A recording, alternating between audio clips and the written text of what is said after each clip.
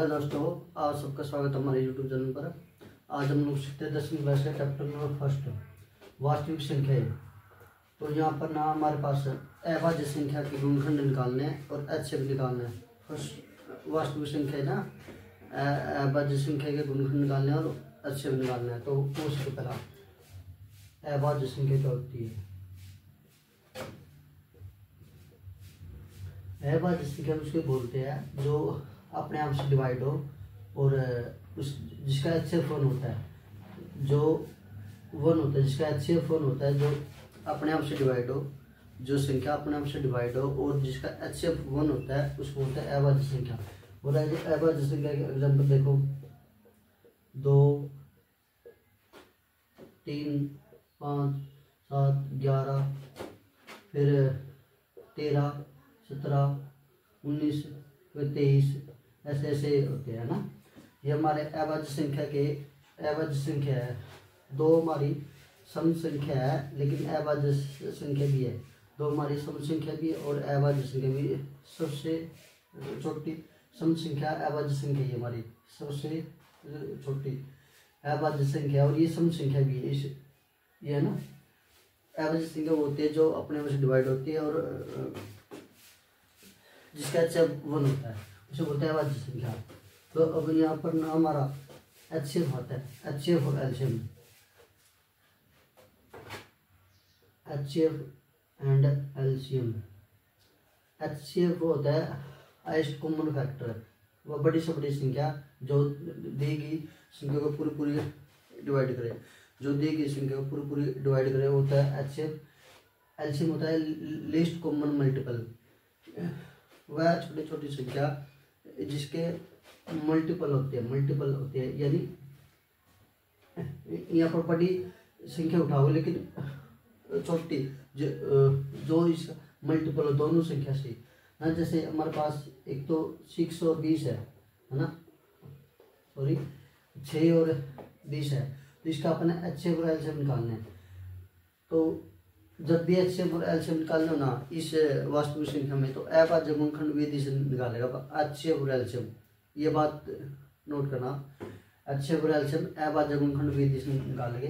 तो 6 है ना, 6 को आप लिख सकते 2 × 3 है ना। ये 2 भी हमारा अभाज्य, 3 भी हमारा अभाज्य है। इसको ऐसे लिख सकते हैं। 20 है, 20 को आप कैसे लिख सकते हैं अभाज्य संख्या में, इसको लिखते हैं ऐसे ना। ये तो हमारा अभाज्य नहीं है, ये अभाज्य है, इसको अभाज्य बनाओगे, इसको ऐसे लिख सकते 2 × 2 × फिर 5 है ना। जब इसको मल्टीप्लाई करें तो 20 आएगा, ये हो गया ना। तो इसके HCF निकालना ना, HCF जो इसमें हाईएस्ट कॉमन फैक्टर है, और इसमें भी होना चाहिए और इसमें भी है ना। ये 2 उठा लिया, 2 इसमें भी और ये 2 इसमें भी है ना। ये हो गया 2। फिर ये देखो ये 3 इसमें है, इसमें नहीं है ना, तो इसका HCF 2 ही आ जाएगा। और LCM क्या होता है? लीस्ट कॉमन मल्टीपल है ना। जो हमारा HCF है उसको लिखो, फिर जैसे नंबर बच गए उसको लिखो, फिर 3 बच गया, 2 बच गया, ये 5 बच गया, 3 बच गया, 2 बच गया, 5 बच गया। इसको इसकी मल्टीप्लाई करो 6 है ना।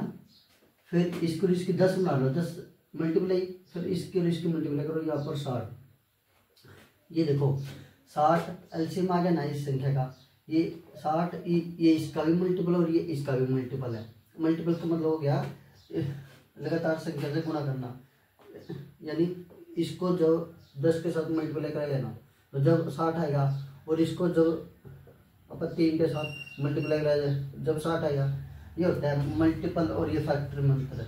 ये हमारा फैक्टर होता है जो इससे डिवाइड हो, इससे भी है ना। जो हाईएस्ट कॉमन फैक्टर होता है इससे डिवाइड और इससे भी, और लीस्ट कॉमन मल्टीपल जो इसका भी मल्टीपल होता है, इसका भी मल्टीपल, ये होता है मल्टीपल।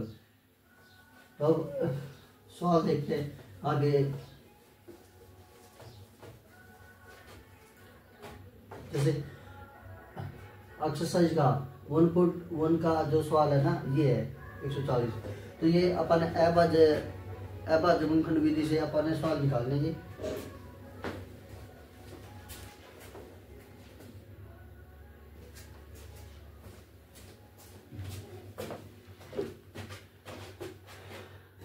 इसको अभाज्य गुणनखंड विधि से निकाले ना, एक तो ये विधि है, एक अपन जे सीधा ही याद हो ना तो आप इसको ऐसे लिख सकते 14 गुना में 10 है ना, ये हमारा अभाज्य नहीं, ये भी नहीं है, तो इसको अभाज्य संख्या बनाओगे। तो बनाने के लिए आप कैसे करेगा, आप इसको 2 मल्टीप्लाई 7 है ना, फिर 10 है, 10 को 2 मल्टीप्लाई ये 5, एक तो ये मेथड है और एक ये मेथड है। तो आंसर तो सेम ही आएगा है ना, इसे निकाल लो, ये 2 से अभाज्य संख्या से डिवाइड करना है, अभाज्य संख्या से अभाज्य संख्या का गुणनखंड निकालना है। 2 से 70 गया, फिर 2 से इसका आधी करना 35, फिर 5 से 7 पर गया, फिर 7 से 7 हो, तो 140 के फैक्टर आ जाएंगे 1 2 ये ना, 2 की पावर 2, फिर 5 मल्टीप्लाई 7, ये इसके अभाज्य है। जो सवाल नंबर फर्स्ट है ना, उसको तो ऐसे निकालने अपन है, अभाज्य गुणनखंड विधि से ये इनके अभाज्य गुणनखंड विधि से ये फैक्टर निकालने इसके, तो ऐसे है ये। और सेकंड सवाल है जैसे 156 है, इसको आप 2 में इसके गुणनखंड करने हैं है ना, 156 के 156 के गुणनखंड कैसे कराए, एक तो वही विधि होगी, एक अपन सीधा ही याद हो, इकाई का अंक सम संख्या होना तो वो 2 से डिवाइड होगा ना, तो इस मेथड से निकालिए, उस मेथड से ये इकाई का अंक 6 है ना, तो सम संख्या की तो 2 से डिवाइड होगा, 2 7 14, 2 8 16, फिर 2 से 2 तिया चाहे 2 में 18, फिर 3 से 3 3 3 3 फिर 13 से है ना, ये हमारे 156 के हो गए अभाज्य गुणनखंड विधि से। 2 की पावर 2, ये 2 की पावर 2 बार आ रहा है ना, फिर 3, फिर ये 13, ये हमारे अभाज्य गुणनखंड विधि से फैक्टर निकालना। जो ये फर्स्ट सवाल है ना, ये तो आप लोग निकाले लोगे। अगर सेकंड सवाल है ना, उसमें एचसीएफ और एलसीएम निकालना, वो सिखाएगा आप लोगों को।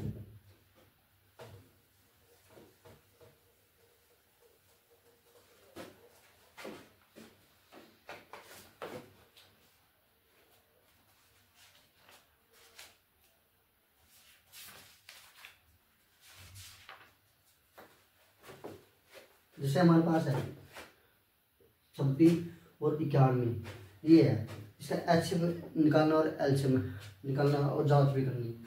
हमारे पास एक फॉर्मूला होता है, जब 2 संख्या हो ना ए और बी, एचसीएफ मल्टीप्लाई एलसीएम, ये फॉर्मूला होता है। तो यहाँ पर ना 1 नंबर में सीधे ही फॉर्मूला भी आ सकता है या सवाल भी आ सकता है। कैसे निकालना, देखो जब 2 संख्या हो तो एचसीएफ गुणा में एलसीएम होता है। जब एचसीएफ निकालना ना, एचसीएफ तो ये मल्टीप्लाई में नहीं, डिवाइड में आ जाए इसके, ए गुणा में बी अपॉन में एलसीएम। जब एलसीएम निकालना हो तो ए गुणा में बी, 13 कम है ना 13, तो ये 26 क्या हो गए हमारे पास 2 मल्टीप्लाई और 91 क्या हो गए 7 मल्टीप्लाई 13 है ना। इसमें जो सब कॉमन नंबर है, कॉमन नंबर वो उठा लो, तो एचसीएफ हमारा हो जाएगा, कॉमन नंबर ये है ना, कॉमन नंबर है, तो ये हो जाएगा एचसीएफ। अब देखो इस सवाल कैसा होगा, एचसीएफ दे दिया, 2 संख्या है, एलसीएम निकालना। एलसीएम निकालने के लिए फॉर्मूला होता है ए गुणा में बी अपॉन में एचसीएफ है ना। इससे आप एचसीएफ निकाल सकते हैं, आसान है ना। तो इसका 182 आ जाए एचसीएफ। फिर सेकंड सवाल है यहाँ पर,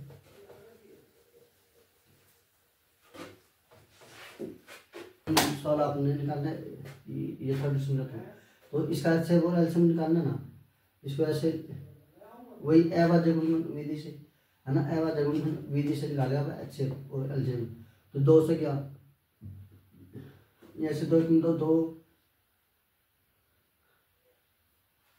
है ना, फिर 2 6 12, फिर 1 8 2 8 16, फिर 2 से 2 8 16, 2 चौके 4, फिर 2 से 2 दूनी 2 चौके 8, 2 दूनी 4, फिर 2 से 2 दूनी 4, 2 कम 2, फिर 7 से गया 7 21 3 से है ना।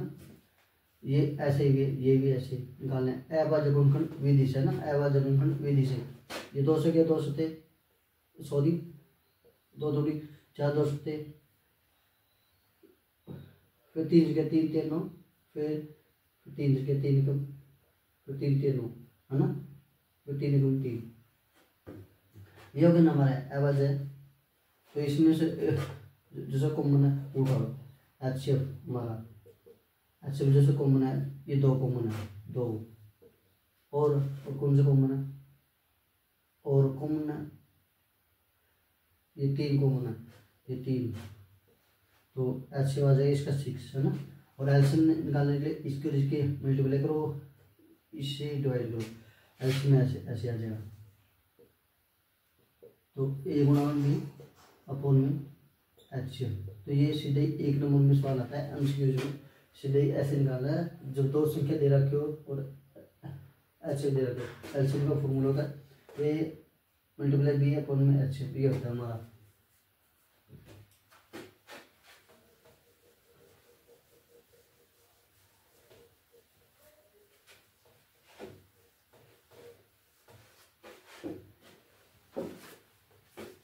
अब हमारे पास ना 2 सवाल हो गए। तीसरा सवाल देखो, अभाज्य गुणनखंड विधि द्वारा HCF और एलसीएम ज्ञात करना। ये जब भी अभाज्य संख्या आ जाए ना, अभाज्य संख्या आ जाए उनका HCF 1 होता है हमेशा। अभाज्य संख्या का HCF 1 होता है। जैसे ये हमारे पास 12 और 15 और 21 है, इनका अपन HCF निकालना है। इनका HCF तो आ जाए 3, HCF और एलसीएम है ना, HCF और एलसीएम निकालना है। तो ये देखो वही अभाज्य गुणनखंड विधि से 2 से समथिंग है ना, ये 2 से 2 के 12, 2 से 2 तिया, फिर 3 से, फिर ये भी ऐसे ही, ये सम संख्या नहीं, ये 3 से जाएगा,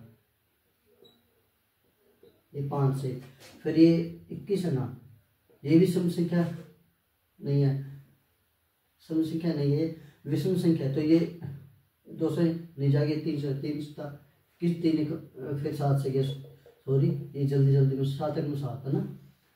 तो इनका HCF आ जाएगा हमारे पास।